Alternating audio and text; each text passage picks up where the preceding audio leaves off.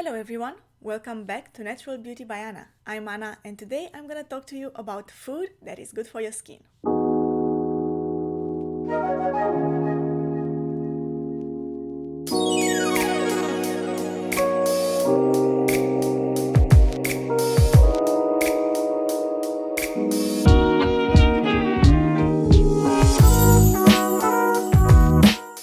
As I have mentioned in my previous video, Skincare Rules for 2021, which, by the way, if you haven't seen that video yet, I invite you to go watch it. One of the main elements that impact the health of your skin, well, your health in general actually, but on this channel we talk about the skin, is your diet, what you eat. The skin, just like every other organ in your body, is nourished from the inside primarily. And so there's only so much that we can do with creams and other types of products that we apply to our skin. But if you want your skin to be nourished and healthy and to maintain its elasticity, its youthfulness for as long as possible, it's very important how you nourish it and whether or not you give it the proper tools to function as it should. And when I say tools, what I mean is you give it the proper vitamins, minerals, substances that your skin takes from what you eat. And that is what this video is going to be about, foods that I incorporated in my diet because I know that they're good for my skin, some that I have incorporated a while ago and I don't have really any trouble consuming them regularly, as well as some foods that maybe I had a little bit of an issue with in the past, incorporating them in my diet, but I am currently making an effort to consume more and more of them. So yeah, let's go see what those are. First of all, I want to mention that I know there are so many different types of diets out there that are targeting different skin issues or the skin health in general. Personally, I don't believe that putting that kind of a strain on your body, your schedule in general, whether it is a routine or a diet, is a good thing for you. For me, that is a very stress-inducing mindset of always counting calories and checking every single ingredient on the products that you're buying. But for me, having a more relaxed but at the same time mindful approach to what I'm eating has worked much better. So to give you an example, one of the most popular diets out there that is said to improve the health of your skin is the elimination of processed sugar and dairy. And if you remember, I did talk about this in my last week's video. However, I did not say elimination, I said a reduction of sugar, processed sugar, and dairy products in my diet. And that is because the elimination of a certain product from your alimentation can be such a tedious task. Sugar, for example, is present in so many products out there that you would basically not be able to buy a lot of things. So I don't want to put that kind of stress on myself. I don't want that kind of stress in my life. But by eliminating certain foods that I know contain a lot of sugar, I am drastically reducing the intake of sugar. And I'm already seeing results. I've seen results when I reduced the amount of sugar and of dairy. I feel like that works well for me. I believe that moderation is the key. I believe that the really harmful aspect of our diets today is the excess. We are consuming way more sugar, salts, animal products than we should, than our body needs.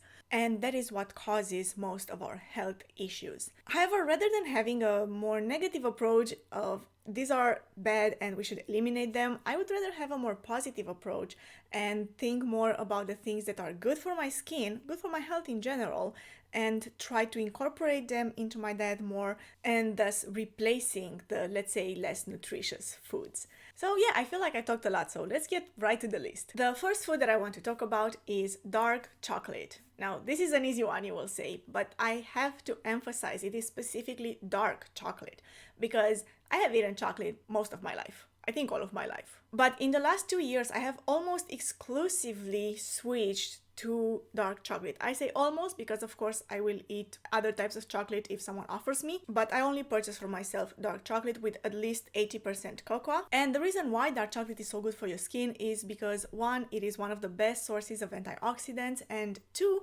it is very nutritious. So dark chocolate with over 70% cocoa contains significant amounts of fiber, iron, magnesium, copper, and manganese. However, it also contains moderate amounts of sugar. Attention, moderate as opposed to other types of chocolate which contain much higher amounts of sugar. But because of that, it should be eaten with moderation. What did I tell you? Moderation is the key. The second category of foods that I have incorporated in my diet are berries. especially blueberries, because they're also packed with antioxidants. And antioxidants are one element that I will come back through several times throughout this video. So to explain a little bit why antioxidants are good and important for your skin's health, it's because they combat free radicals from sun exposure, which cause damage to our skin over time and speed up the aging process. But berries also impact the health of our skin in another, a little bit more indirect way, because it improves the heart health as well as blood circulation, and blood circulation affects the way our skin looks as well as how well it is nourished from the inside. So there you have it, berries, good for your skin. The third ingredient on my list, green tea, because, surprise, it contains antioxidants. I know for a fact that there are other beverages that contain antioxidants, coffee for example, but for some reason I never saw coffee on a list of food and drinks that you should consume that are good for your skin. And I don't know if it has something to do with how the antioxidants from the coffee are delivered to your skin, or if there are maybe other components to coffee that counterbalance the good impact that it has on your skin. For whatever reason, however, green tea was present on, I think, all the lists that I saw of foods and drinks that are good for your skin. And yeah, I can say for sure I'm consuming a lot of green tea. Regarding green tea and berries, I have also incorporated these two ingredients in my skincare routine. And if you're curious to see how I'm applying green tea and berries to my skin, leave it in the comment section below and I will make a video about it. Now from here on, I have foods that I have had certain issues with incorporating in my regular diet. However, I have recently started being more mindful of these foods and always adding them to my grocery shopping list. The first item on that list, spinach. And the reason why spinach is so good for your skin is because it contains vitamins A, C, and K in significant amounts, all three of which are very important for your skin's health. And it contains beta-carotene, and beta-carotene turns into vitamin A when it is delivered to your skin. And spinach also increases your skin's natural resistance to sun or defense against sun rays. And I think that is something that we all want, right? I mean, of course, sunscreen is important and extremely helpful, but it is good to give our skin more resistance from the inside out, right? The second ingredient on my list, fatty fish, such as salmon. Of course, there are others, but I think salmon is the most common one.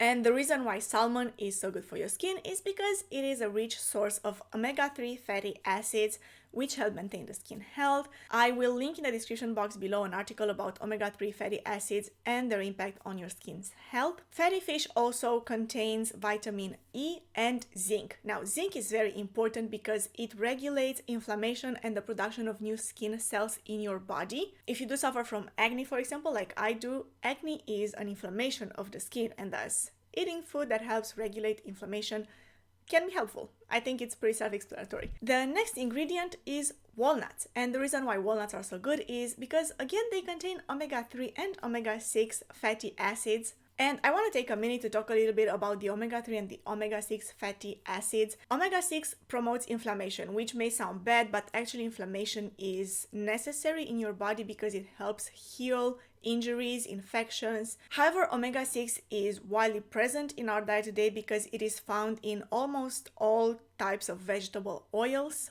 Omega-3, on the other hand, helps calm the inflammation once it has done its healing job, and it is much more rare in our modern diet. Actually, I have already mentioned the two main sources of omega-3, those being fatty fish and some nuts, walnuts being the top of that list. Other than that, certain vegetable oils contain some amounts of omega-3, and the next on that list would be foods that have been formulated with omega-3, such as baby formulas and food supplements. So yeah, that's about where you can get omega-3 from in your diet. Now, the important thing here to keep in mind is the ratio of omega-6 to omega-3 fatty acids. According to an article published in 2002 in Biomedicine and Pharmacotherapy, a good ratio of omega-6 to omega-3 fatty acids is between 5:1 and 2.5:1. However, Western diet today has a ratio of between 15:1 and 16.7:1. You guys, you can make the difference, right? Which is why it is good to try and balance things out. So yeah, eating food that contains omega-3 is very important. And why that is important? Because as I have mentioned before, and I'll probably say it again, acne is an inflammation of the skin, but not only, other skin conditions are also forms of inflammation of the skin, such as rosacea, for example, redness, and that is why it's important to balance that inflammation through our diet, not only for our skin but for our bodies in general. Moving on, the next ingredient on the list, sweet potatoes. Sweet potatoes contain beta-carotene. I have already talked about beta-carotene, but I thought I will add a little